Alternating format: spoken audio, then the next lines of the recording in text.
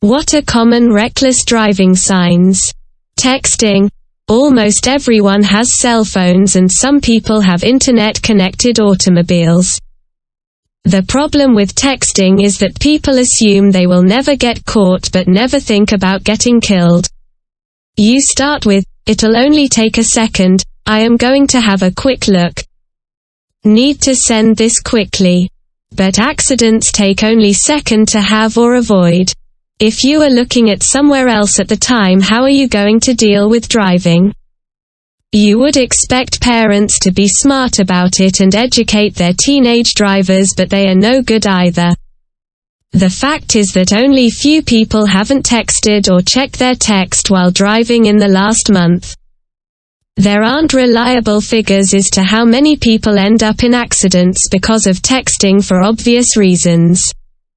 They are not going to admit to the offense if nobody saw it, and they cannot anyway if they are dead. But experts believe that this problem is much worse than assumed. Bad driver auto insurance. Speeding. Do you ever feel that your life is a constant rush and this reflects to your driving? This could be one of the reasons for speeding. The other obvious one is that you like to go fast. You may think that this problem is more apparent on the highways, but you would be wrong. Yes. You can go a lot faster on highways, but they are made for this purpose. The real danger is speeding in residential areas and near schools. They are called backstreet joyriders who are terrorizing quiet neighborhoods. The problem with driving fast on a residential area must be clear to most sensible people. There are pests and children on the streets, and going only 10 miles over the limits on these roads is usually the difference between stopping in time or killing someone, most likely a child. Red light running. Most drivers said that they must stop at a red light when asked by researchers. And nearly 2/3 of them said that are worried about getting hit by a car that didn't stop at red light. This is an indication that many of us are thinking of running it. It is easy to trust your eyes and make a move, but you will be totally at fault of an accident if you ever involve in one. Being ignorant. You see some drivers that are somehow in a different world and they don't see you.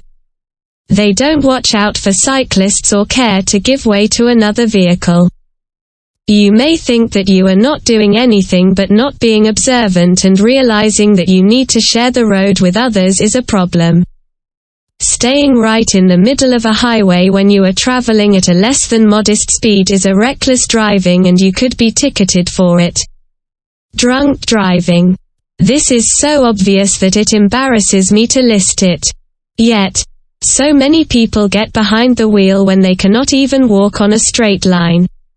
If you ever drink and drive, never expect sympathy from me, the law enforcement, or your auto insurer.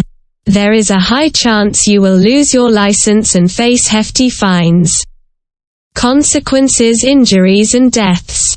The obvious one is that you may kill someone or yourself. The worst part of it is that most likely someone you cause serious injuries will be a friend or family member. Who else would get in your car? You will have to live with the guilt for the rest of your life if that happens. This is probably worse than any penalty or fine you will receive. Traffic tickets.